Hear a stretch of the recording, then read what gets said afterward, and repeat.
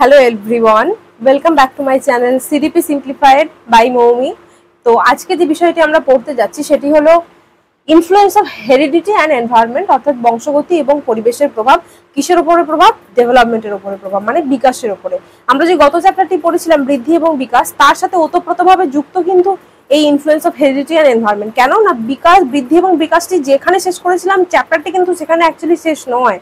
ওর আরো বৃহত্তর অনেক জায়গা আছে যেগুলো আমরা পরবর্তী চ্যাপ্টারে কিন্তু আলোচনা করবো। ঠিক সেরকমই একটা অংশ ধরতে পারি এই চ্যাপ্টারটাকে। তো এটাকে আমি কয়েকটা ভাগে ভাগ করেছি। প্রথমত হলো হোয়াট ইজ হেরিডিটি, মানে বংশগতি কাকে বলা হয়।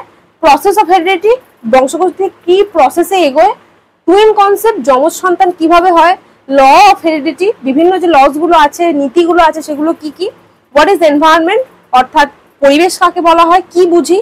কারা কারা ছিলেন যারা এনভায়রনমেন্টালিস্ট ছিলেন এবং কারা কারা ছিলেন যারা হেরিডিটেরিয়ান ছিলেন। তারপর হচ্ছে নেচার ভার্সেস নার্চার, এটা খুব ফেমাস একটা টার্ম, খুব ফেমাস একটা বক্তব্য, এটা নিয়ে আমরা একটু পড়বো। Relation between environment and heredity, মানে হেরিডিটি এবং এনভায়রনমেন্টের মধ্যে কি সম্পর্ক আছে সেটা বুঝবো। এবং এডুকেশনাল ইমপ্লিকেশন, অর্থাৎ শিক্ষাগত তাৎপর্য এটার কি, কেন আমরা পড়ছি, এই বিষয়টা আজকে আমরা জানবো। প্রথম ডিসকাস করবো হোয়াট ইজ হেরিডিটি, মানে বংশগতি কাকে বলে। অ্যাকচুয়ালি বংশগতি দুই রকমের হয়, সেটা আমাদেরকে একটু বুঝতে হবে। প্রথম হচ্ছে বায়োলজিক্যাল, বায়োলজিক্যাল বা বাংলায় যেটাকে আমরা বলি জৈবিক, জৈবিক বংশগতি। আর দুই হচ্ছে সামাজিক, বা যেটাকে ইংরেজিতে বলবো সোশ্যাল বংশগতি, সোশ্যাল হেরিডিটি বা সামাজিক বংশগতি। এই দুটো জিনিস কি? এই দুটো জিনিস হলো ক্রোমোজোমের মাধ্যমে একটি জেনারেশন থেকে আরেকটি জেনারেশনে তাদের যে কোয়ালিটিস গুলো ট্রান্সফার হয় সেটা হলো বায়োলজিক্যাল হেরিডিটির মধ্যে পড়ে। আর যেটি সামাজিক ভাবে আমরা পূর্বপুরুষের কাছ থেকে পাই, সামাজিক আমরা কি পাই, প্রথা, বিভিন্ন রিচুয়ালস, বিভিন্ন customs, the way of living, the way of maybe taking something like food, something like puja archana. অর্থাৎ আমরা সামাজিক কিছু বাধ্যবাধকতার মধ্যে থাকে, এক একটা পরিবারে কিছু সামাজিক নিয়ম চলতে থাকে। এই যে নিয়মগুলো চলে এটাই কিন্তু একটা পূর্বপুরুষ সূত্রে বয়ে নিয়ে চলে আসছে, এটা হলো সামাজিক হেরিডিটির মধ্যে পড়ে।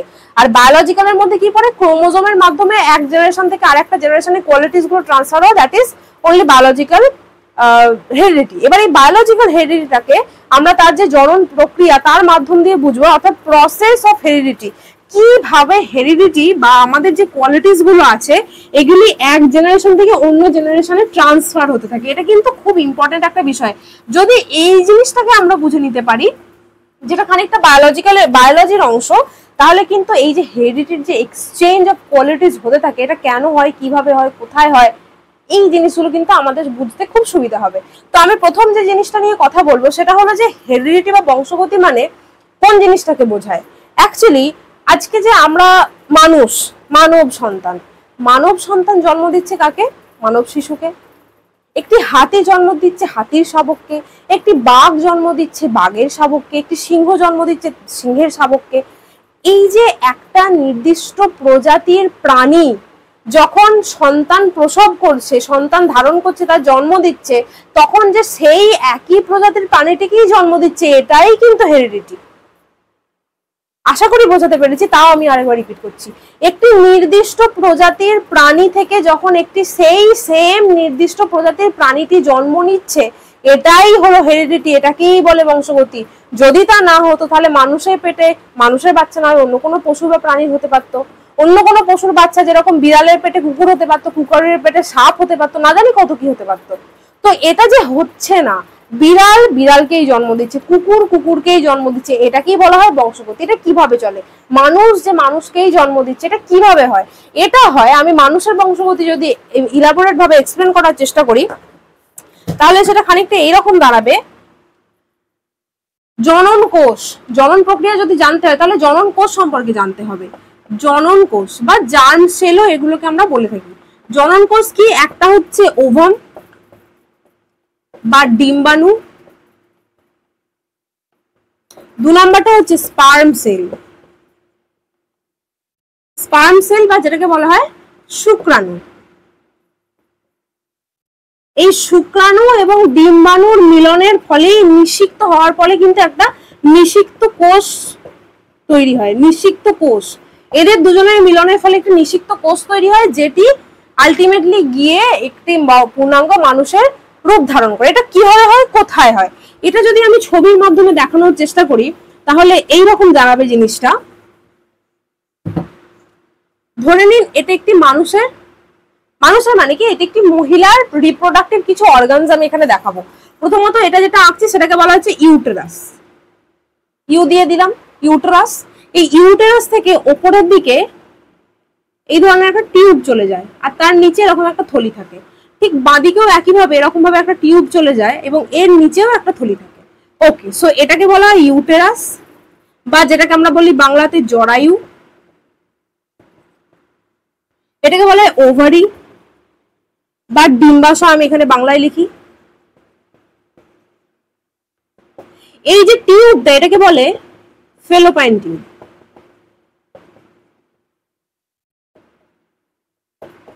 Same same.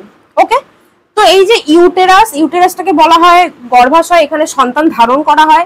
ডিম্বাণু কি, সরি ওভারি হচ্ছে ডিম্বাশয়, যার মধ্যে কি থাকে না, অসংখ্য ছোট ছোট ছোট ছোট এই ধরনের ডিম্বাণু থাকে। ওকে, তো যখন ন্যাচারাল প্রসেসে একটি মহিলার বা একটা মায়ের শরীরে শুক্রাণু প্রবেশ করে, এই শুক্রাণুগুলোকে একটু ছোট করে দেখানোর চেষ্টা করি।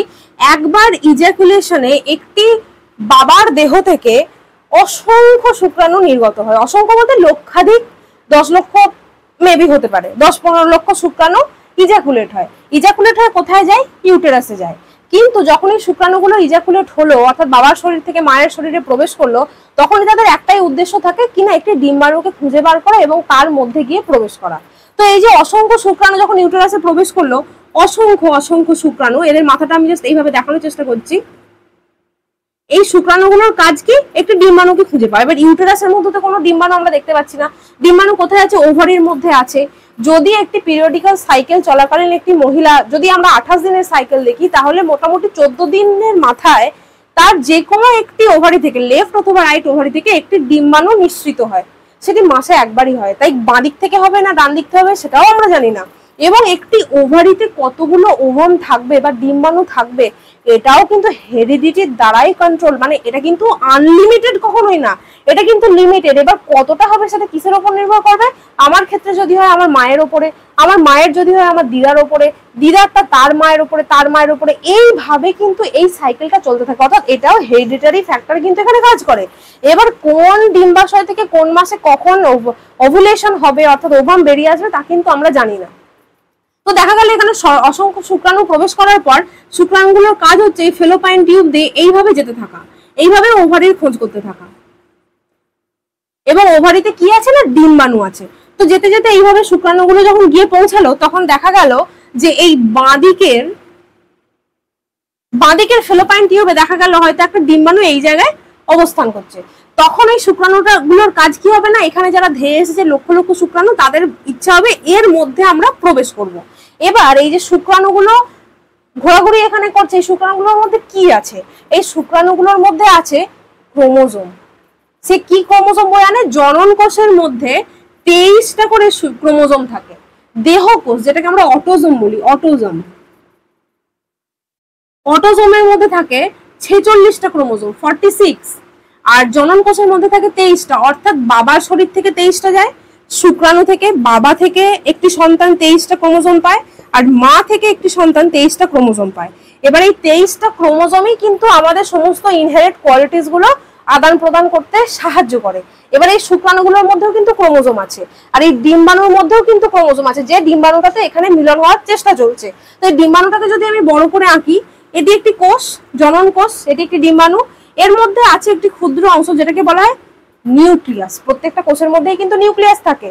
আর এই নিউক্লিয়াসের মধ্যে কি আছে, এই নিউক্লিয়াসের মধ্যে অসংখ্য 23টা ক্রোমোজোম আছে। কিরকম দেখতে ক্রোমোজোম গুলো, খানিকটা এই তন্তুর আকারে, ঠিক এরকম আকারে। আশা করি আপনারা বুঝতে পারছেন, এই আকারে ক্রোমোজোম আছে। এবার শুক্রাণুগুলো এখান থেকে হামলা করছে, এইভাবে বিভিন্ন দিক থেকে তারা ভিতরে ঢোকার প্রবেশ করার চেষ্টা করছে, এটাই তাদের সোল পারপাস।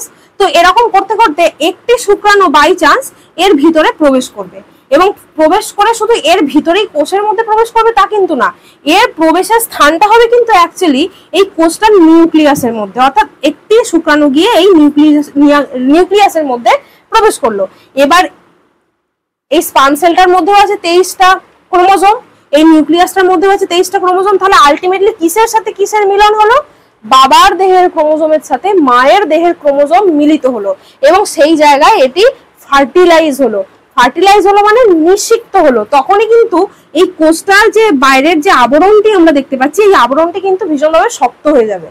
শক্ত হয়ে যাওয়ার মানে কি দাঁড়াচ্ছে না, এর ভিতরে কিন্তু কোনো শুক্রাণু আর কোনোভাবেই প্রবেশ করতে পারবে না।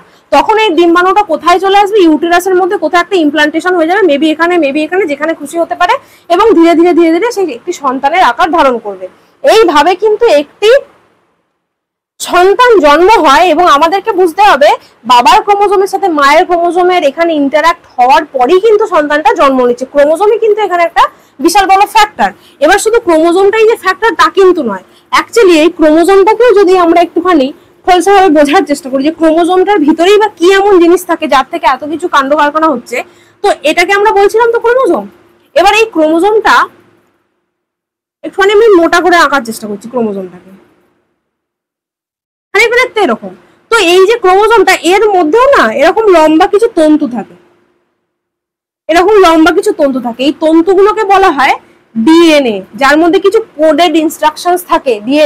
ডিএনএটাকে অ্যাকচুয়ালি দেখতে কিরকম হয়? ডিএনএটাকে ঠিক এইরকম দেখতে হয়। এবার এই ডিএনএ এর মধ্যে কি থাকে? এই ডিএনএ এর মধ্যে ঠিক এরকম লাইন করে করে জিন থাকে। জিন হলো বংশগতির ক্ষুদ্রতম ধারক এবং বাহক। অর্থাৎ এত কিছু যে কমপ্লিকেশন, এত কিছু যে চেঞ্জেস, এত কিছু কোয়ালিটিস এর আদান প্রদান, তার জন্য দায়ী কে? তার জন্য দায়ী হচ্ছে জিন। এই যে একটা সেকশন, এই যে একটা সেকশন, এই যে একটা সেকশন, এইগুলোকে বলা হয় অ্যাকচুয়ালি জিন। আর এই জিনিসটাকে বলা হয়, এই যে এত বড় জিনিসটা আমি এঁকেছি, এটাকে বলা হয় ডিএনএ। এই ডিএনএ এর মধ্যে কোডেড ইনস্ট্রাকশনস থাকে কিসের মধ্যে? জিনের মধ্যে। তাহলে ক্রোমোজোম কিন্তু অ্যাকচুয়ালি এই জিনটাকে বয়ে নিয়ে যাওয়ার একটি মাধ্যম, একটি বাহক। মানে সে জিনটা নিজের থেকে প্রবাহিত হতে পারে না, সে এক প্রকার ক্রোমোজোমকে সাহায্য করে ক্রোমোজোমের ওপরে উঠে সে কিন্তু আদান প্রদানের জায়গায় গিয়ে পৌঁছায়। কোথায় গিয়ে পৌঁছায়? যেখানে একটি ওভামের মধ্যে সে যখন প্রবেশ করছে তখনই এই যে জিন টু জিন এই ইন্টারাকশনস গুলো হচ্ছে এবং সেখানেই ধারণ হচ্ছে, সেখানে কমপ্লেক্স ইন্টারাকশনের মাধ্যমে গিয়ে দাঁড়াচ্ছে কি না ওই বাচ্চাটার মধ্যে বাবার ঠিক কোন কোয়ালিটিস গুলো আসবে, মায়ের ঠিক কোন কোয়ালিটিস গুলো আসবে। এবার সেই কোয়ালিটির জায়গায় গিয়ে যদি আমি বলি, তাহলে একজন বাবার বিভিন্ন রকম বডি টাইপ হয়, বিভিন্ন রকম দেখতে ইত্যাদি ইত্যাদি হয়, একজন মায়েরও বিভিন্ন রকম হয়। কিন্তু একটা সন্তানের মধ্যে তো দুরকমই হতে পারে না। একজন বাবার হয়তো একদিকে চুলটা একটুখানি হালকা রঙের আর মায়ের হয়তো চুলটা খুব কালো। তাহলে একজন সন্তানের কি অর্ধেকটা বাবার কালার অর্ধেকটা মায়ের কালারের এরকম হয়? তা তো না, কোনো একটি নির্দিষ্ট বৈশিষ্ট্য আমরা চুলের কালারের মধ্যে দেখতে পাই। তো এই যে নির্দিষ্ট বৈশিষ্ট্য যেগুলো অবজারভেবল, যে জিনিসগুলোকে অবজার্ভ করা যায়, যে কোয়ালিটিস গুলোকে অবজার্ভ করতে পারি, সেইগুলো ওকে বলা হয় ফিনোটাইপ। আর নন অবজারভেবল যে কোয়ালিটিস গুলো, নন অবজারভেবল মানে কি না, যেগুলো ভিতরে সুপ্ত অবস্থায় আছে, এখন দেখা যাচ্ছে না, হয়তো পরবর্তী জেনারেশনে সেই ট্রেটস গুলো বাইরে বেরিয়ে আসবে, সেগুলোকে বলে নন অবজারভেবল বা জিনোটাইপ। Genotype qualities. এবার এই যে জিন থেকে কোয়ালিটিস গুলো ট্রান্সফার হলো, কি কি কোয়ালিটিস ট্রান্সফার তাহলে হয়? প্রথমত আমি আগেই বলছিলাম কোন কোন জিনিসগুলো ট্রান্সফার হয়, সেটা হলো যে hair colour, eye colour, body type, লম্বা হবে না বেটে হবে, সে রোগা হবে না মোটা হবে, তার মেটাবলিজম কেমন হবে, কোনো জেনেটিক যদি ডিসঅর্ডারস থেকে থাকে সেগুলো কেমন হবে, কোনো জেনেটিক যদি ডিজিজও থেকে থাকে কোন ডিজিজটা তার অফস্প্রিং এ গিয়ে বড় আকার ধারণ করবে, এই সমস্ত কিছু ডিপেন্ড করে কিসের মধ্যে? জিনের মধ্যে। আর যে কোয়ালিটিস গুলো আমরা চোখে হয়তো দেখতে পাচ্ছি না, নন অবজারভেবল, তারা কিন্তু আছে, জিন থেকে কোথাও বাইরে চলে যায়নি, ওই যে পরবর্তী প্রজন্মে গিয়ে সেই জিনিসটা দেখা দেবে। তো এই জায়গায় আমি বলে রাখি আরো কয়েকটা গুরুত্বপূর্ণ বিষয়, সেটা হলো আগেই আমি বললাম যে অটোজোম মানে কি? দেহকোষ। দেহকোষ যেটাকে বলি অটোজোম, এগুলো কিন্তু কোয়েশ্চেন্সে আসতে পারে, তাই আমি আরো একবার রিপিট করে দিচ্ছি। 46 বা 23 জোড়া ক্রোমোজোম থাকে, 23 জোড়া। আর জনন কোষের মধ্যে থাকে 23টি, অর্থাৎ বাবার এবং মায়ের মিলিত হয়ে তবেই কিন্তু এই জিনিসটা দাঁড়াচ্ছে। ওকে, তো এই গেল আমাদের সাধারণ অবস্থায় বা ন্যাচারাল প্রসেসে কিভাবে একটা বাচ্চা জন্মায়। এবার দেখা যাক যে এই যে বাচ্চাটা জন্মাচ্ছে এটার কি লিঙ্গ হচ্ছে সেটাকে নির্ধারণ করে, এটাও কিন্তু আসলে ক্রোমোজোমই নির্ধারণ করে। এই যে একটি জনন কোষে 23টা ক্রোমোজোম থাকে, এই 23টা ক্রোমোজোমের মধ্যে 22টি হলো দেহ ক্রোমোজোম।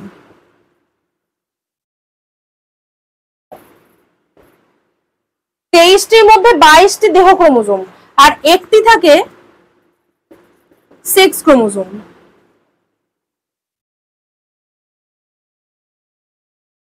বাইশটি অটোজোম, অলরেডি আমি এখানে লিখেছিলাম দেহ ক্রোমোজোম বা অটোজোম, 22টি দেহ ক্রোমোজোম এবং একটি সেক্স ক্রোমোজোম।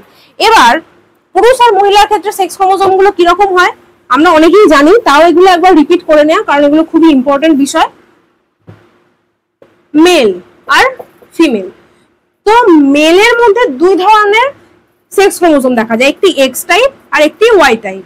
আর মহিলাদের মধ্যে কোনো অপশন নেই, মাত্র একই রকমের আমাদের সেক্স ক্রোমোজোম দেখা যায়। তো এবার একটি সন্তান সে পুরুষ হবে কি মেয়ে হবে সেটা ডিপেন্ড করে কি ওই শুক্রাণুটি যখন ক্রোমোজোম নিয়ে 23টা এগোচ্ছিল, ডিম্বাণুর মধ্যে প্রবেশ করেছে, কোষটাকে ফার্টিলাইজ করেছে, তখন ওই শুক্রাণুটার মধ্যে 23টা ক্রোমোজোমের মধ্যে যে একটি সেক্স ক্রোমোজোম ছিল সেটা এক্স টাইপ ছিল না সেটা ওয়াই টাইপ ছিল, তার উপরে নির্ভর করবে একটি সন্তান পুরুষ হবে কি মহিলা হবে। তাহলে কি সেরকম, ধরুন একটি মহিলা একটি পুরুষের কাছ থেকে এলো এক্স টাইপ আর একটি মহিলার কাছ থেকে কোনো উপায় নেই, তার কাছ থেকে এক্স টাইপই আসবে, অর্থাৎ এক্স এক্স এর যখন মিলন হবে তখন এখানে একটি ফিমেল বাচ্চা তৈরি হবে, ফিমেল। আর যখন একটি পুরুষের শরীর থেকে ওয়াই এলো এবং একটি মহিলার শরীর থেকে জেনারেলি এক্সই আসবে, অর্থাৎ এক্স ওয়াই টাইপের মিলন হবে, তখন তৈরি হবে একটি মেল চাইল্ড। এক্স এক্স হলে ফিমেল, এক্স ওয়াই হলে মেল চাইল্ড। এইভাবেই কিন্তু আমাদের লিঙ্গ নির্ধারিত করা হয়। অর্থাৎ একটি ক্রোমোজোমের মধ্যে, একটি জনন কোষের মধ্যে 23টা ক্রোমোজোম, 23টা ক্রোমোজোমের মধ্যে 22টা অটোজোম, একটি সেক্স ক্রোমোজোম। আর যদি একটি জেনারেল কোষের মধ্যে ধরা হয়, যেটা আমাদের অন্যান্য দেহ কোষ যেগুলো দিয়ে তৈরি, তার মধ্যে যে নিউক্লিয়াস থাকে তার মধ্যে থাকে 46টা ক্রোমোজোম বা তার মধ্যে থাকে 23 জোড়া ক্রোমোজোম।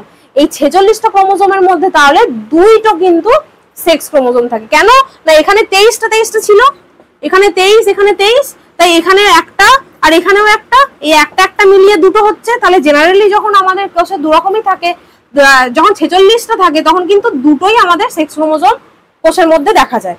ওকে, এবার দেখা যাক টুইনটা কিভাবে তৈরি হয়। টুইনস, কারণ টুইনটাও কিন্তু খুব ইম্পর্টেন্ট একটা কনসেপ্ট। টুইন কিন্তু দুই রকমের হয়, টুইনটা দুই রকমের, একটিকে বলা হয় আইডেন্টিক্যাল,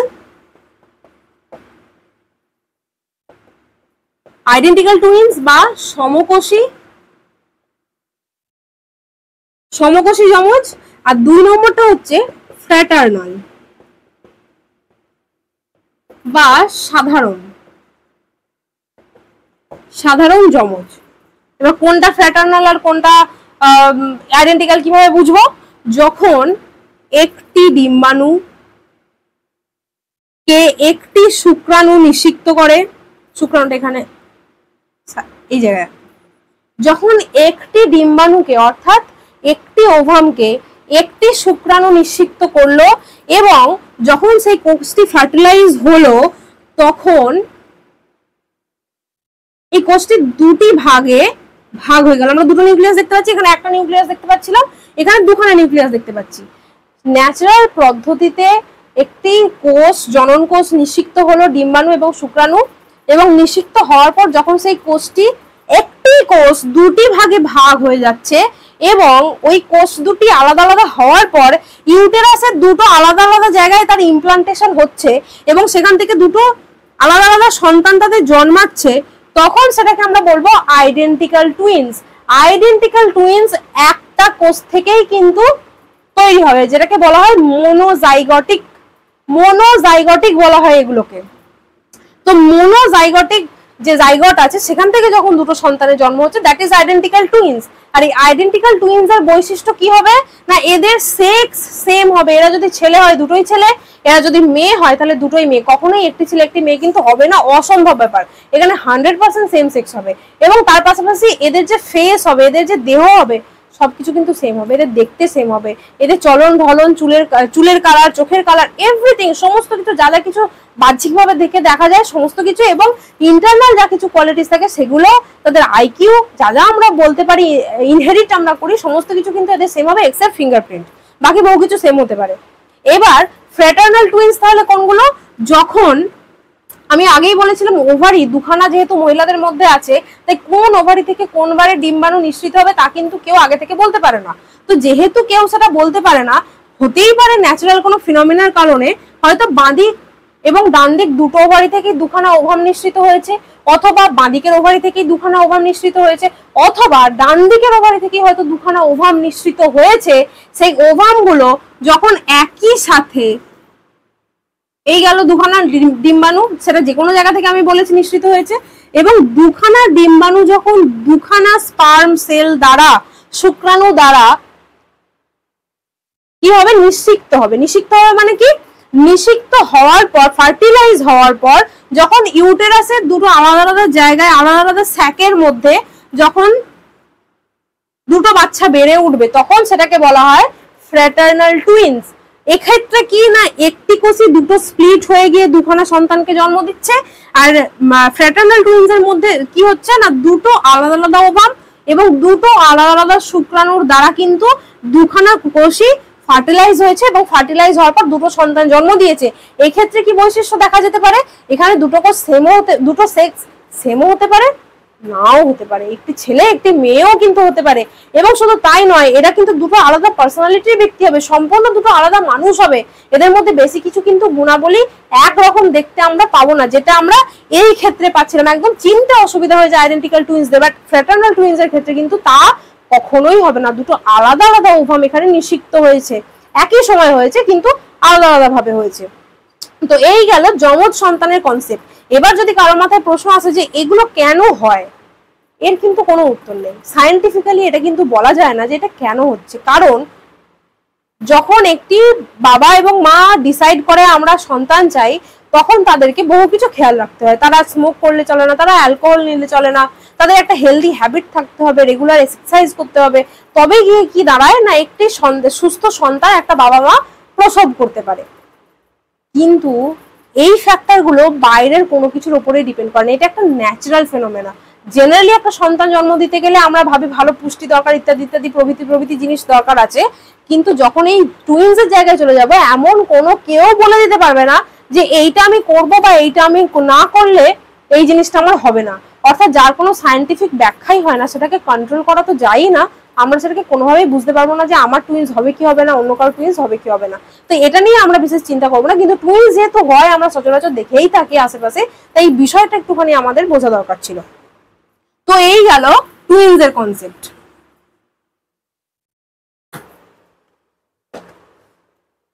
তো এরপর আমি যে জিনিসটা নিয়ে আলোচনা করব সেটা হলো লজ অফ হেরিডিটি, অর্থাৎ এই যে জিনের সাথে জিনের যে ইন্টারাকশন হলো, ক্রোমোজোমের সাথে ক্রোমোজোমের যে নিউক্লিয়াসের মধ্যে ফার্টিলাইজেশনের প্রক্রিয়া হলো, এবং সেখান থেকে আমরা জানতে পারলাম যে বাবা মায়ের দুখানা গুণ তারা নিয়ে আসছে, সেটা কিভাবে নির্ধারিত হয়, কি কি গুণ আমরা দেখতে পাই, কি কি নীতির মাধ্যমে এই ট্রান্সফার গুলো হয়ে থাকে, সেটা নিয়ে আলোচনা করব। প্রথম হচ্ছে সাদৃশ্যের নীতি। প্রথম নীতি সাদৃশ্যের নীতি, সাদৃশ্যের নীতি বা law of similarities. Law of similarities মানে কি বোঝাচ্ছে এটা? এই যে মানব সন্তান হচ্ছে বিড়ালের সন্তান বিড়াল, কুকুরের সন্তান কুকুর, এই যে একই প্রজাতির প্রাণীকে প্রসব করছে, এটা কি বলা হয়? Law of similarities. একই রকম জিনিসটা দাঁড়াচ্ছে, অর্থাৎ মানবের সন্তান মানবের মতো একদম দেখতে সব রকম এক। গোটা পৃথিবীতে বলা হয় 700 কোটি জনতা, এই 700 কোটি জনতা যে সবাই মানুষ, আমরা সবাই মানব জাতির অন্তর্ভুক্ত, এটাই হচ্ছে লজ অফ সিমিলারিটি। 2 নম্বর কি? বৈচিত্র্যের নীতি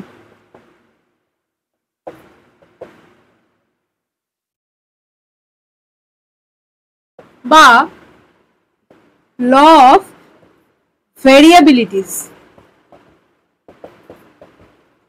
ওই যে ক্রোমোজোম থেকে ক্রোমোজোমে ট্রান্সফার হলো ট্রেডস গুলো, আমরা এখনো অব্দি যা কথা বললাম মিলের কথা বললাম, একই রকম দেখতে একই রকম সমস্ত কিছু, এই যে কথাগুলো বললাম এগুলো সব মিলের কথা, সাদৃশ্যের কথা।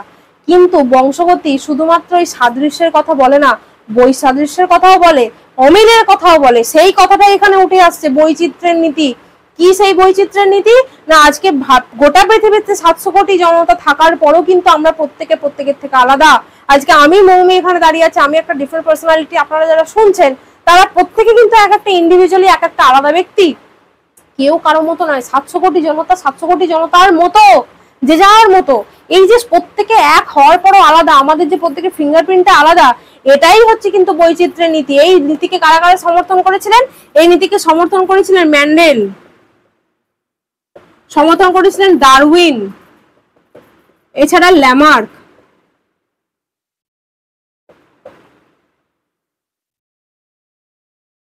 কি তাদের বক্তব্য ছিল? মেন্ডেল যিনি ফেমাস, ওনার পরীক্ষা আছে সেটা কিনা পি প্লান্টের উপরে, অর্থাৎ মটর দানার উপরে। এই মটর দানার উপরে উনি পরীক্ষা করেছিলেন। কিরকম দুটো মটর দানা, একটি গোলাকার আর একটি কুঞ্চিত মটর দানার উপরে যখন উনি এক্সপেরিমেন্ট করেন, উনি দেখেন যে 75% দাঁড়াচ্ছে গোলাকার এবং 25% দাঁড়াচ্ছে কুঞ্চিত মটর দানা। এবার যখন উনি এদের মধ্যে সংকর প্রজনন ঘটান, তখন উনি দেখতে পান 25% বিশুদ্ধ গোলাকার, 25% বিশুদ্ধ কুঞ্চিত এবং 50% দেখা যায় দু রকমের ট্রেটসই তাদের মধ্যে আছে, অর্থাৎ গোলাকার এবং কুঞ্চিত দু রকমের ট্রেটসই তাদের মধ্যে আছে। উনি যখন প্রথম প্রজনন করেছিলেন, প্রজননের জায়গায় উনি যান, তখন উনি দেখেন 75% গোলাকার আর 25% কুঞ্চিত। তখন উনি চিন্তায় পড়ে যান, তাহলে 75% গোলাকার হলো, তাহলে কি এই কুঞ্চিত বৈশিষ্ট্যটা কি সম্পূর্ণ জিন থেকে তাহলে বিতাড়িত হলো, জিন থেকে কি হারিয়ে গেল? তখন উনি আবার এদের মধ্যে সংকর প্রজনন ঘটান এবং তখন উনি দেখেন 25% বিশুদ্ধ গোলাকার, 25% কুঞ্চিত গোলাকার এবং 50% বিশুদ্ধ গোলাকার কিন্তু হয়নি বা বিশুদ্ধ কুঞ্চিত হয়নি, সেগুলো কুঞ্চিত গোলাকার প্রকৃতির হয়েছে। তখন উনি বোঝেন, ও তাহলে এখান থেকে উনি একটা সিদ্ধান্তে আসেন যে তাহলে জিনের কোনো বৈশিষ্ট্য যদি একটা প্রজন্ম থেকে আরেকটা প্রজন্মে ট্রান্সফার হওয়ার সময় সেটা প্রকট না হয়, চোখের সামনে আমরা দেখতে না পাই, প্রচ্ছন্ন অবস্থায় থেকে যায়, তার মানে কিন্তু কখনোই এটা নয় যে এই প্রচ্ছন্ন বৈশিষ্ট্যটা হারিয়ে গেল। হারিয়ে ওগুলো যায় না, ওগুলো পরবর্তী জেনারেশনে যখন আবার জিন ট্রান্সফার হবে তখন কিন্তু যে কোনো জেনারেশনের কোনো একটা কোয়ালিটি কিন্তু হঠাৎ করে আবার দেখা দিতে পারে। সবসময় যে বাবা মার কাজ মতোই ছেলে মেয়েকে দেখতে হয় তা কিন্তু নয়। হতে পারে ফর্সা বাবা মার ছেলে মেয়ে যখন হলো একটু ডার্ক টোনের হলো, অনেক সময় ডার্ক টোনের বাবা মায়ের ছেলে মেয়ে ফর্সা হয়। কি করে হয়? তার মানে তাদের জেনারেশনের লিনিয়ে যে কেউ না কেউ ফর্সা ছিল, সেই ফর্সা ভাবটা কিন্তু এখন এসে প্রকট রূপ ধারণ করেছে। এখান থেকে কি বোঝা যায়? প্রকট বৈশিষ্ট্য, প্রচ্ছন্ন বৈশিষ্ট্য, যেটা আমি আগেই বলেছিলাম, ফিনোটাইপ এবং জিনোটাইপ বৈশিষ্ট্য। এবং যখন উনি এই জেনারেশনটারও সংকর প্রজনন করেন তখন উনি দেখেন এই 25% 100% বিশুদ্ধ গোলাকার দিচ্ছে, এই 25% 100% বিশুদ্ধ গোলাকার দিচ্ছে, কিন্তু এই 50% কি করছে, এরা আবার 25% দিচ্ছে বিশুদ্ধ গোলাকার, আবার 25% দিচ্ছে বিশুদ্ধ কুঞ্চিত এবং আবার 50% কি দিচ্ছে না গোলাকার এবং কুঞ্চিত, দু রকম বৈশিষ্ট্যই তার মধ্যে আছে। এই রকম তারা বৈশিষ্ট্য প্রকাশ করছে। তো এর উপরে দাঁড়িয়ে কিন্তু মেন্ডেলের বেশ কিছু লজ আছে, সেগুলো ইম্পর্টেন্ট বাট অতটাও না। এখান থেকে প্রশ্ন আসার সম্ভাবনা খুব কম, কিন্তু এটা বুঝতে হবে, এটা পড়তে হবে। কোথা থেকে প্রশ্ন আসবে এটা কিন্তু কেউ 100% গ্যারান্টি দিয়ে বলতে পারে না, তাই এই জননের প্রসেসটা কিন্তু একটু বোঝা আমার মনে হয় দরকার ছিল। এরপর হচ্ছে ডারউইনের যে বিবর্তনের তত্ত্ব আছে, সেই বিবর্তনের তত্ত্ব অনুযায়ী উনি একটা কথা বলেন, সেটা হচ্ছে নেচারস চয়েস। নেচারস চয়েস মানে কি? ধরে নিন আমরা কোনো জঙ্গলে আছি, জঙ্গলে সার্ভাইভ করতে গেলে গাছ কাটতে হবে। আমাদের ধরুন 10টা ব্যক্তিকে একটি জঙ্গলের এলাকায় নিয়ে গিয়ে ছেড়ে দিয়েছে সার্ভাইভ করার জন্য 10 দিনের জন্য বা যতদিন পারবো ইত্যাদি। তো সেখানে সার্ভাইভ করতে গেলে গাছ কাটতে হবে। এই গাছটা যে কাটতে হবে সেই তো গাছ কাটতে ভালোভাবে পারবে যে মাস্কুলারি হেভি আছে, যার বডি ভালো আছে, যার যে মাস্কুলার, যার শরীরে স্ট্রেংথ আছে, সেই তো পারবে। সবাই কি পারবে? তাহলে যে আবার ওটা পারবে সেই কিন্তু বেঁচে থাকতে পারবে। যে কোনো প্রতিকূল পরিস্থিতিতে বেঁচে থাকার লড়াই যখন একজন করে, তখন তার মধ্যে যদি কোনো মানে প্রকট কোয়ালিটি কিছু থেকে থাকে, ভীষণভাবে স্ট্রং কোয়ালিটি কিছু যদি থেকে থাকে, সেটা তাকে বেঁচে থাকতে সাহায্য করবে। এটাকে ডারউইন বলেছেন নেচারস চয়েস। এবং ল্যামার্ক যেরকম বলেছিলেন, ল্যামার্কের বক্তব্যটা কিন্তু খুব ইম্পর্টেন্ট, খুব ফেমাস ওনার বক্তব্য। উনি বলছেন যে একটি মানুষ বা যে কোনো প্রজাতি বেঁচে থাকার জন্য, বেঁচে থাকার স্বার্থে লড়াই করতে করতে তাদের শরীরের বিভিন্ন অঙ্গ প্রত্যঙ্গকে কম ইউজ করে বা বেশি ইউজ করে। যে জিনিসটাকে বেশি ইউজ করে বুঝতে হবে সেই পরিস্থিতিতে ওই অর্গানটাকে ইউজ করার প্রয়োজনটা বেশি ছিল, এবং যেটাকে সে ইউজ বেশি করবে সেটা ধীরে ধীরে আরো ডেভেলপ হতে থাকবে। আর যে অর্গানটাকে সে ইউজ কম করছে সেই অর্গানটা কিন্তু ধীরে ধীরে ধীরে ধীরে আন্ডার ডেভেলপ হয়ে যাবে বা ধীরে ধীরে নিষ্ক্রিয় হয়ে যাবে। এই প্রসঙ্গে আমি বলবো আমার অবজারভেশন অনুযায়ী যে আমাদের শরীরে অ্যাপেন্ডিক্স বলে একটি বস্তু কিন্তু আছে, আমরা প্রত্যেকেই জানি। এই বস্তুটি আছে কেন? বর্তমানে তো নিষ্ক্রিয়। এটা কোনো এক সময় দরকার ছিল। কখন দরকার ছিল? যখন আমাদের পূর্বপুরুষেরা বনে জঙ্গলে থাকতো, সেই আগের মতো জীবনযাপন করতো, যখন তারা কাঁচা সবজি খেত, কাঁচা মাংস খেত, তখন ওই অ্যাপেন্ডিক্সটা প্রয়োজন ছিল, যেখানে অ্যাপেন্ডিক্স থেকে কিছু খাদ্যরস নিঃসৃত হতো, যেটা সেই খাবারটাকে, কাঁচা সবজিগুলোকে পাচন করতে আমাদের লিভারকে সাহায্য করতো। কিন্তু ধীরে ধীরে মানুষ ইভলভ হতে হতে আগুনের ব্যবহার শিখেছে, তারপর সারা সবজি রান্না করে খেতে শিখেছে। এখনকার দিনে আমরা অত্যাধুনিক পদ্ধতিতে রান্না করে খাচ্ছি। তাই ফলে জেনারেশন থেকে জেনারেশন অ্যাপেন্ডিক্সের কাজটা কমতে থাকে, আর কমতে কমতে ওই অর্গানটা আজকের দিনে নিষ্ক্রিয়। যদি কারো আবার সক্রিয় হয়ে ওঠে, কারো যদি ব্যথা যন্ত্রণা হয়, সেটাকে কেটে আমরা বাদও দিয়ে দিই, এবং আমাদের তাতে কিছু যায়ও আসে না, বিশ্বাস করুন। তাহলে এই যে অ্যাপেন্ডিক্সটা ছিল কিন্তু বর্তমানে তার প্রয়োজনটা আজকে মিটে গেছে, এটাকে ল্যামার্ক কিন্তু গুরুত্ব দিয়েছেন। এছাড়া প্রাণীদের অন্যান্য ক্ষেত্রে যদি বলি, যেটা ওনার খুব ফেমাস একটা উদাহরণ, দ্যাট ইজ জিরাফ। জিরাফ যখন পৃথিবীতে প্রথম আবির্ভূত হয়, তারা কিন্তু সাধারণ গলা বিশিষ্টই ছিল। তারা গুল্ম জাতীয় গাছ খেয়েই কিন্তু বাঁচত। কিন্তু ধীরে ধীরে গাছের সংখ্যা কমতে থাকে, পাতার সংখ্যা কমতে থাকে, কারণ অন্যান্য প্রাণীরাও খেত, এবং গাছগুলো বড় হতে শুরু করে, ডালপালা উঁচুতে হতে শুরু করে। তখন তারা ধীরে ধীরে গলা বাড়িয়ে খেতে খেতে খেতে খেতে হঠাৎ করে কি একদিনে গলা অত বড় হয়ে গেছে? না, জেনারেশন থেকে জেনারেশন ওই কোয়ালিটিস গুলো ট্রান্সফার হতে হতে আজকে জিরাফের গলা অত বড় দাঁড়িয়েছে। অর্থাৎ আমি দুরকম উদাহরণ দিলাম, একটা কি না কোনো অর্গানকে ইউজ না করলে তার কি হয়, আর কোনো অর্গানকে অতিরিক্ত ইউজ করলে তার কি হয়, দুটো জায়গায় আমরা দেখতে পেলাম। তাহলে এগুলো কি বংশগতির মাধ্যমেই তো এই কোয়ালিটিস গুলো ট্রান্সফার হয়েছে। এটাই কিন্তু আমাদের কাছে ইম্পর্টেন্ট, বুঝতে হবে এই জিনিসটা। আচ্ছা, 3 নম্বর ল হচ্ছে প্রত্যাগমনের নীতি। প্রত্যাগমনের নীতিটাকে ইংরেজিতে বলা হয় law of regression. Law of regression কি বলছে? ল অফ রিগ্রেশন খুব সহজ একটা কথা বলে, সেটা হচ্ছে অ্যাভারেজ। কি এই অ্যাভারেজ? কি বুঝবো আমরা এখান থেকে? বুঝবো এটাই যে যখন একটি খুব স্ট্রং কোয়ালিটির কোনো আছে বাবা মা, এরকম কেউ যদি থেকে থাকে, হতে পারে দুজনের বাবা মা, মানে একটি বাবা মা একটি সন্তানের বাবা মা, তারা খুব লম্বা, 6 ফুট 6.5 ফুট তাদের হাইট দুজনে, তাদের সন্তানটা কিন্তু 6 ফুট 6.5 ফুট হবে না, তাদের সন্তানটা অ্যাভারেজ হাইটের হবে, অর্থাৎ 5.5 to 6 বা 5 to 5.5 এর মধ্যে কিন্তু তার হাইট হবে। এটা কেন হয়? এটা জিনের একটা প্রচ্ছন্ন কোয়ালিটি। কি না, সবসময় যদি কোনো এক্সট্রিম কোয়ালিটির দুটো বাবা মা যদি তারা পেয়ে যায় না, তখন সেই জিনগুলো সবসময় চেষ্টা করে আমি তাদেরকে কোনো সাপ্রেস করে রাখবো। যদি তা না হতো, তাহলে লম্বা বাবা মার ছেলে মেয়ে যদি বাবা মার থেকেও লম্বা হতো, তাহলে আজকের দিনে মানুষের হাইট তো তাল গাছের মতো হতো। বোকা বাবা মার যদি বোকা ছেলে মেয়ে হতো, তাহলে তো আজকের দিনে তারা মূর্খের শেষ সীমানায় থাকতো। আজকে চালাক বাবা মা বা বুদ্ধিমান বাবা মার ছেলে মেয়ে যদি তার থেকেও বেশি বুদ্ধিমান হয়, তাহলে তো আজকে মানুষ কম্পিউটারকে রিপ্লেস করে দিতে পারতো। কিন্তু না, আজকে কম্পিউটার মানুষকে রিপ্লেস করছে, মেশিন মানুষকে রিপ্লেস করছে, এআই মানুষকে রিপ্লেস করছে। কেন করছে?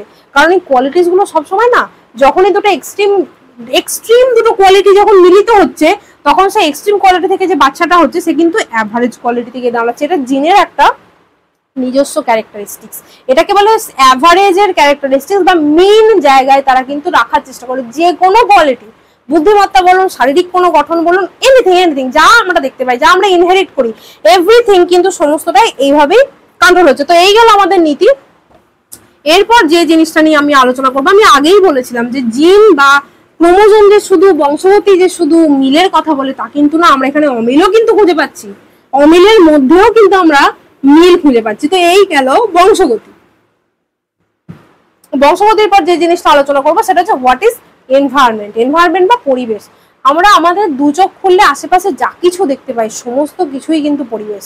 কিন্তু এই পরিবেশ যা কিছু আমাদের বিকাশকে ত্বরান্বিত করে, বিকাশকে সাহায্য করে, বিকাশকে প্রভাবিত করে আশেপাশের, সেটাই পরিবেশ। পরিবেশ শুধু একটা জিনিসকেই প্রভাবিত করতে পারে না, সেটা হচ্ছে জিন। জিন আমাদের শরীরে যে কোডেড বা এনকোডেড ইনফরমেশন যা আছে তা কিন্তু ভেতরেই থেকে যাবে। এটা পরিবেশের প্রভাবেই বলুন আর যে কোনো কাজ কিছুতেই বলুন, কখনোই কিন্তু সেই কোডেড ইনস্ট্রাকশনস গুলোকে চেঞ্জ করা যাবে না। হ্যাঁ, জেনারেশন টু জেনারেশন পরিবেশের প্রভাবে কোনোটা এনহ্যান্স হবে, কোনোটা হয়তো একটু কমবে, কোনোটা হয়তো প্রকট হবে, কোনোটা একটু প্রচ্ছন্ন হবে। এই হচ্ছে বক্তব্য।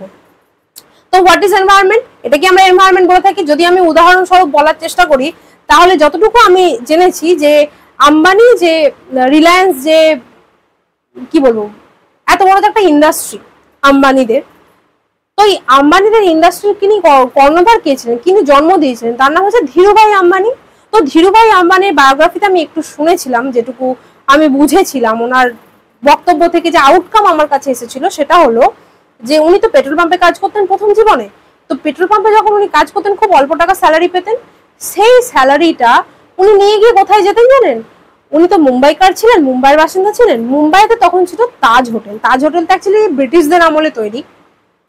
তো এই তাজ হোটেলে উনি লক্ষ্য করেছিলেন বহু বড় বড় বিজনেসম্যান আছে, যেহেতু 5 স্টার হোটেল, ওখানে বহু বড় বড় ডিসকাশন, বহু বড় বড় ডিসিশনস নেওয়া হয়। তো উনি যেহেতু অনেক বড় একটা স্বপ্ন নিয়ে জন্মেছিলেন, তো ওনার যে স্যালারি, যৎসামান্য স্যালারি যখনই একত্রিত হতো এবং উনি যখনই মনে করতেন যে আজকে তাজে গেলে 1 কাপ চায়ের দাম আমি দিতে পারবো, উনি সেই 1 কাপ চা আর একটা সন্ধ্যের জন্য হয়তো মাসে একবার ওই তাজ হোটেলে প্রবেশ করতেন। এবং ওখানে গিয়ে উনি কি করতেন, ওই যে বড় বড় বিজনেস টাইকুনস থাকতো, বড় বড় পার্সোনালিটিস থাকতো, তাদের আশেপাশে কত একটা চেয়ার নিয়ে উনি বসে বেশ খানিকটা সময় কাটাতেন। তাদের বডি ল্যাঙ্গুয়েজ, তাদের কথাবার্তা, তাদের অ্যাপ্রোচ টু লাইফ, এই জিনিসগুলোকে উনি বোঝার চেষ্টা করতেন। আর আজকে দেখুন ধীরুভাই আম্বানি আমাদের দেশের একটা সর্বোজ্জ্বল নামের মধ্যে একজন, যিনি দেশের একজন রত্ন, ভারত রত্ন যাকে বলা যেতে পারে।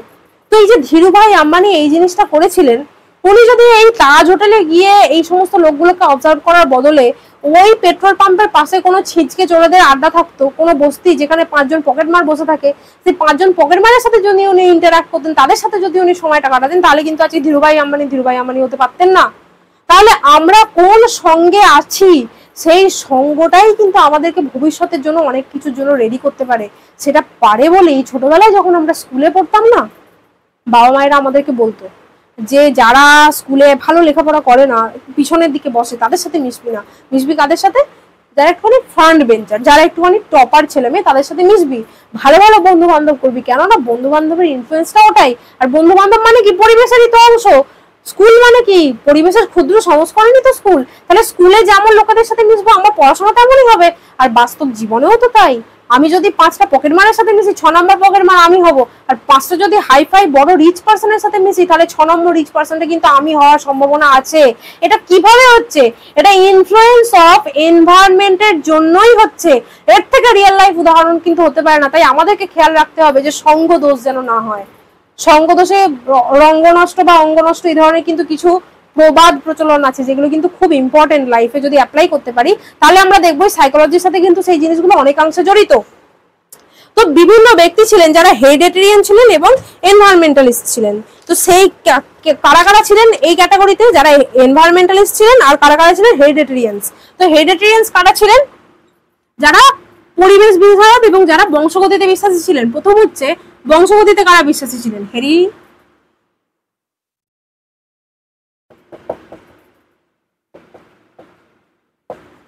এর মধ্যে কয়েকটা ইম্পর্টেন্ট নাম হলো গালটন,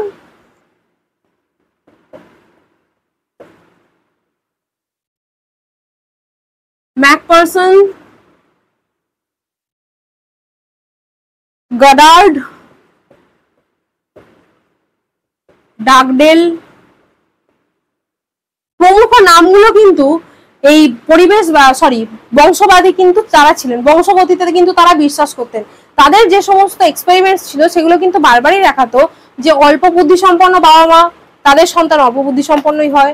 বেশি বুদ্ধি সম্পন্ন বাবা মা বেশি বুদ্ধিমান সম্পন্নই বাবা মা হয়।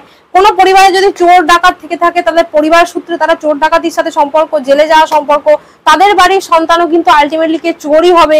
এই কেন হবে? কারণ এটা বংশগতির প্রভাবে হচ্ছে। এই জিনিসগুলো কিন্তু এনারা বিশ্বাস করতেন। আর কিছু লোক ছিলেন যারা ছিলেন এনভায়রনমেন্টালিস্ট।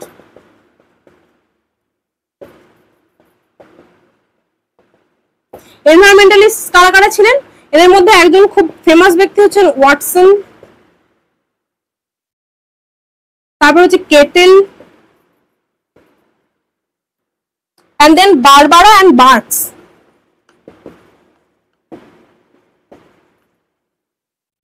এই নামগুলো কিন্তু আমরা কম বেশি বইয়ের মধ্যে পাবো এবং তাদের এক্সপেরিমেন্টের 2-4 কথা কিন্তু বইতে লেখা আছে। আমাদের কাজ হলো সেই জিনিসগুলোকে একবার করে পড়ে নেওয়া। আমি এখানে জাস্ট একটা ওভারভিউ দেওয়ার কিন্তু চেষ্টা করছি। যে জিনিসগুলো বুঝতে অসুবিধা হয় সেগুলো বোঝাচ্ছি। আশা করি যতটুকু আমি বুঝিয়েছি তা যদি আপনারা বুঝে থাকেন, তাহলে এই এক্সপেরিমেন্টস গুলো যখন বইতে পড়বেন আপনাদের বুঝতে কিন্তু খুব একটা অসুবিধা হওয়ার কারণ না। তো এনারা এক্সট্রিমিস্ট ছিলেন। এনারা একদল বলতেন হেরিডিটি সবকিছু, বংশগতি সবকিছু নির্ধারক, জীবনযাপন এভরিথিং সমস্ত কিছু, আর কিছু লোক ছিলেন যারা ছিলেন এনভায়রনমেন্টালিস্ট, অর্থাৎ পরিবেশের উপরই তারা সমস্ত কিছু নির্ধারক বলে মনে করতেন। তার মধ্যে আমি আগেই বললাম ওয়াটসন একজন খুব ইম্পর্টেন্ট ব্যক্তি, যিনি বলেছিলেন তোমরা আমাকে 1000টা ছেলে মেয়ে সন্তান দাও, ছোট সদ্যজাত শিশু দাও, তোমরা যা বলবে আমি তাকে সেটাই বানাবো। যাকে ডাক্তার বলবে ডাক্তার, উকিল বলবে উকিল, কাউকে অন্য কিছু বললে আমি তাকে, যার যেটা প্রফেশনাল ইঞ্জিনিয়ার হতে পারে সেটা আমি তাকে বানিয়ে দেবো, কাউকে পাইলটও বানিয়ে দিতে পারি। কিভাবে বানাবো? পরিবেশের প্রভাব আমি এমন তৈরি করব যে তাদের হেরিডিটি এখানে ম্যাটারই করবে না, তাদের বাবা মা কেমন ছিল সেটা ম্যাটারই করবে না। সেই সন্তানটাকে যদি আমি একটা ভালো পরিবেশ দিতে পারি তাহলে কিন্তু তাদের সেই জায়গায় পৌঁছে দেওয়া কিন্তু সম্ভব। এই কথাটা কে বলেছিলেন? ওয়াটসন। এবং এই কথার পাশাপাশি আরো অন্যান্য অনেক সমীক্ষা করার ফলে কিন্তু দেখা যায় পরিবেশ একটা বিশাল বড় গুরুত্বপূর্ণ জিনিস, যেখানে দুটো জমাট সন্তান আইডেন্টিক্যাল টুইন্সকে দুটো আলাদা আলাদা পরিবেশে রাখা হয়, একজনকে সমুদ্র তীরবর্তী এলাকায়, একজনকে পাহাড়ি অঞ্চলে। যখন 25-30 বছর পর তারা মিলিত হয়, তাদের দেখা হয়, তখন তারা দেখে অবাক হয়ে যায় একজন ভালো লেখাপড়া করতে পারেনি, অতটা স্মার্ট নয়, সে খুব ছোট থেকে কারখানায় কাজে যাচ্ছে, আর যে শহর এলাকা থেকে আসছে, যে পার্বত্য অঞ্চল থেকে আসছে, তার জীবনযাপনটা আলাদা, সে খুব স্মার্ট, তার কথাবার্তা ভীষণ আলাদা, তার টেকনিক ভীষণ আলাদা, তার পার্সোনালিটি ভীষণ আলাদা। এই যে আলাদা আলাদা দুটো পার্সোনালিটি হলো, কেন আলাদা হলো? পরিবেশের প্রভাবেই হলো। তো এইভাবে বিভিন্ন ব্যক্তি বিভিন্ন এক্সপেরিমেন্টের মাধ্যমে বোঝাতে চেষ্টা করেছেন যে কোথাও গিয়ে বংশগতি খুব ইম্পর্টেন্ট, কোথাও গিয়ে আবার পরিবেশ খুব ইম্পর্টেন্ট। এই ডিবেটের মধ্যে একটা খুব বড় টার্ম উঠে আসে, একটা খুব পরিচিত টার্ম আমরা চোখের সামনে দেখতে পাই, যে টার্মটাকে বলা হয় নেচার ভার্সেস নার্চার। এই কথাটা আশা করি আমরা শুনেছি, নেচার ভার্সেস নার্চার। নেচার মানে কি? জেনেটিক্স। জেনেটিক্স মানে জিন থেকে আমরা যা কিছু পেয়েছি, যে জিনিসগুলো স্ট্যাটিক, যেমন হেয়ার কালার, আই কালার ইত্যাদি ইত্যাদি। আর এনভায়রনমেন্ট, নার্চার মানে হচ্ছে এনভায়রনমেন্ট, পরিবেশ। এটা কিন্তু ডাইনামিক, পরিবেশ কিন্তু ডাইনামিক। বিভিন্ন দিক থেকে পরিবেশ কিন্তু একটা ব্যক্তিকে প্রভাবিত করতে পারে, আর জেনেটিক্স মাত্র একভাবেই করতে পারে, সেটা ওই জেনেটিক্যালি সম্ভব। তো এই জেনেটিক্যালি কোনো ব্যক্তি যদি ভালো জিনস পেয়ে থাকে, সুগঠিত দেহ কাঠামো যদি সে জিনগতভাবে পেয়ে থাকে, সেটা একটা আলাদা ব্যাপার। আবার অনেক সময় হয় সে সুগঠিত ভাবে জিন পেয়েছে ঠিকই, সুগঠিত দেহ কাঠামো সে পেয়েছে ঠিকই, কিন্তু সে ভালো পরিবেশ পায়নি, সে সুস্বাস্থ্য পায়নি, কারণ তার সুষম খাবার তাকে ছোট থেকে জন্ম থেকে দেয়া হয়নি, তার ফলে সে পায়নি। তখন কিন্তু একে অপরের উপরে ডিপেন্ডেন্ট হয়ে যাচ্ছে। অর্থাৎ একটি কোয়ালিটি যেটা সে জেনেটিক্যালি পেয়েছিল, সুগঠিত দেহ কাঠামো তার বাবা মার ছিল, সন্তানটারই হওয়ার কথা, কিন্তু সে ভালো পরিবেশ পায়নি, সে সঠিক খাবার পায়নি, সঠিক পুষ্টি পায়নি, ফলে তার সেটা সম্ভব হলো না। এই যে কোনো সময় গিয়ে বংশগতির কোনো ফ্যাক্টরের উপরে পরিবেশের কোনো ফ্যাক্টর প্রভাবিত হয়ে যাচ্ছে, পরিবেশের কোনো প্রভাবের ফ্যাক্টরের উপরে আবার বংশগতি কোনো প্রভাব ফেলে দিচ্ছে, এই যে কন্টিনিউয়াসলি একটা কমপ্লেক্স ইন্টারপ্লে হতে থাকে, কমপ্লেক্স একটা ইন্টারচেঞ্জ হতে থাকে, কমপ্লেক্স একটা ইন্টারঅ্যাকশন হতে থাকে, এটাই হলো নেচার ভার্সেস নার্চার। কিন্তু কথাটা নেচার ভার্সেস নার্চার না, পরিবেশ অথবা বংশগতি নয়, বা পরিবেশ ভার্সেস বংশগতি নয়, পরিবেশ এবং অ্যান্ড, নেচার অ্যান্ড নার্চার। যখন নেচার এবং নার্চার একত্রিত হয়ে যাবে, অর্থাৎ হেরিডিটি এবং এনভায়রনমেন্ট একত্রিত হবে, তখনই কিন্তু একটি শিশুর সার্বিক বিকাশ সম্ভব হবে। এই বক্তব্যে কে এই কথা বলেছেন? উডওয়ার্থ এই প্রসঙ্গে কথা বলেছেন কি না, development is equal to environment and heredity. অর্থাৎ কি না, এনভায়রনমেন্ট বা পরিবেশ এবং বংশগতির গুণন ফল বা গুণিতকের ফল বা গুণের ফলেই কিন্তু একটা ব্যক্তির ডেভেলপমেন্ট। এখানে ভাগও হবে না, বিয়োগও হবে না, যোগও হবে না, কি হবে? গুণ হবে, মাল্টিপ্লাই হতে থাকবে, গুণিতক আকারে বাড়তে থাকবে। তাহলে ভাবুন, 1 থেকে 2, 2 থেকে 4, 4 থেকে 8, 8 থেকে 16, এইভাবে বাড়তে বাড়তে তাহলে কোথায় যেতে পারে যদি সঠিক পদ্ধতি আমরা অবলম্বন করি। কি সেই সঠিক পদ্ধতি?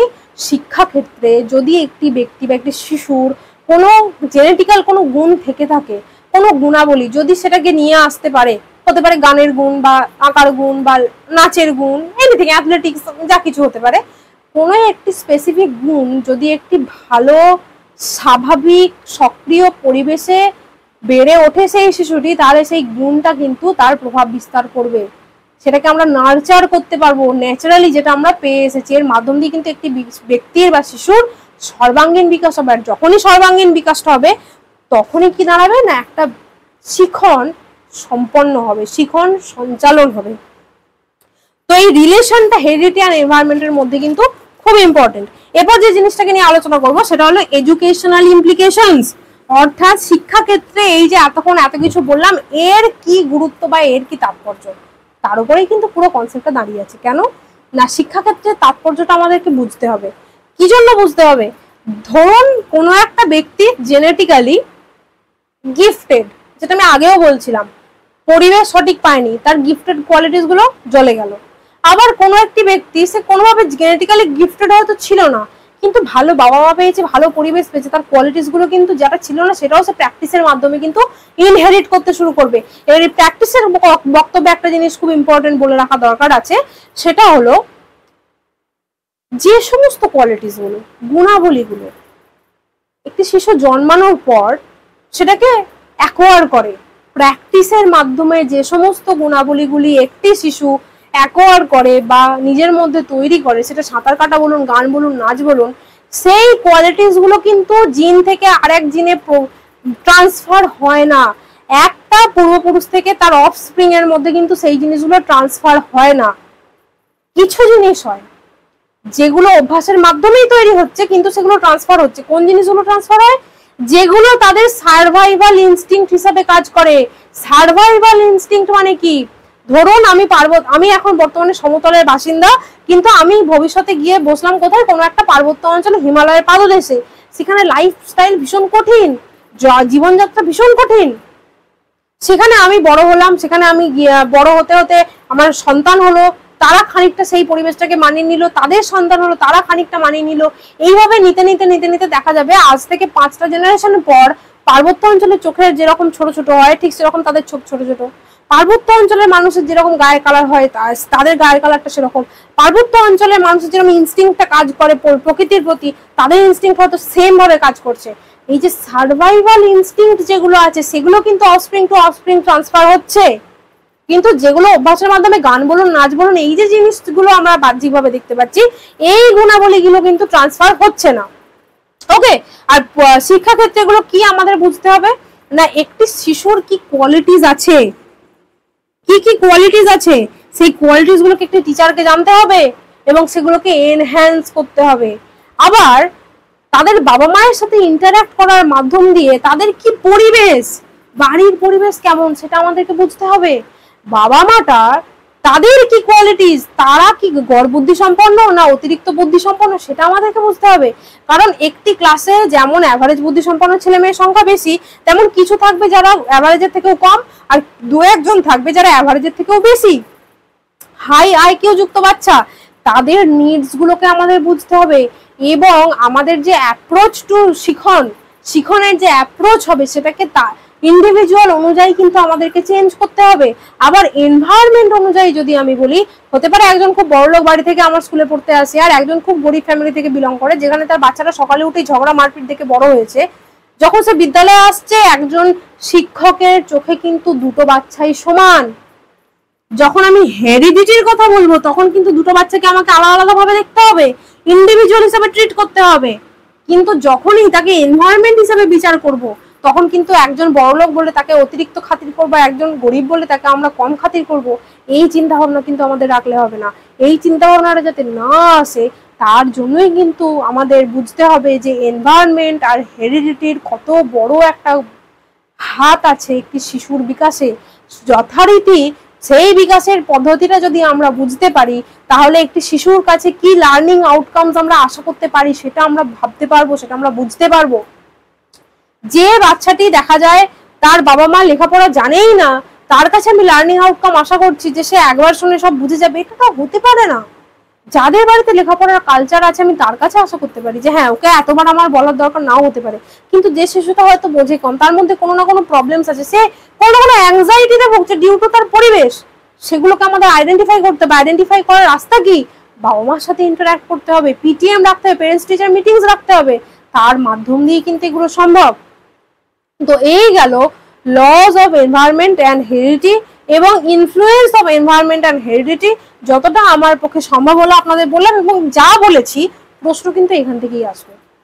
আমাদের কনসেপ্ট ক্লিয়ার করতে হবে। এখনকার দিনে প্রশ্নের কোয়ালিটি চেঞ্জ হচ্ছে। আগে একদম স্ট্যাটিক প্রশ্ন হতো, এখন আর স্ট্যাটিক প্রশ্ন হয় না, এখন সিচুয়েশনাল প্রশ্ন হয়। সিচুয়েশনাল প্রশ্নে কোন জিনিসটা উত্তর হবে সেটা নির্ভর করছে আমাদের কনসেপ্ট কতখানি ক্লিয়ার আছে। কনসেপ্ট যদি ক্লিয়ার থাকে তাহলে কিন্তু influence of heredity and environment এমন কিছু কঠিন চ্যাপ্টার না, খুব সহজ। আমি সহজভাবে বোঝানোর চেষ্টা করলাম। বইতে সমস্ত কিছু একবারে পাওয়া যায় না, এবং যেটুকু পাওয়া যায় তার বিটুইন দ্য লাইন আবার অনেক কিছু থেকে যায়, সেই ভাষাটার মধ্যেও কিছু থেকে যায় যেটা আমাদের অনেক সময় বুঝতে পারা যায় না। তো যতটা সম্ভব আমি বোঝালাম। যদি এনিথিং, কোনো কমেন্ট, কোনো সাজেশন যদি আপনাদের দেওয়ার থাকে, please comment me and please like, share and subscribe if you want, if you make any value from this video. এবং যদি কোনো প্রয়োজনীয় ব্যক্তি থেকে থাকে যার এই ভিডিওটা খুব দরকার আছে, তাকে কিন্তু অবশ্যই শেয়ার করবেন। এবং যা কিছু বক্তব্য আমি আবারও বলছি, কমেন্টে আমাকে জানাবেন। আপনাদের শুভকামনা একান্ত প্রয়োজন। এবং থ্যাংক ইউ সো মাচ এতক্ষণ আমাকে শোনার জন্য। পরবর্তী ভিডিওতে আবার আপনাদের সাথে দেখা হবে। Thank you.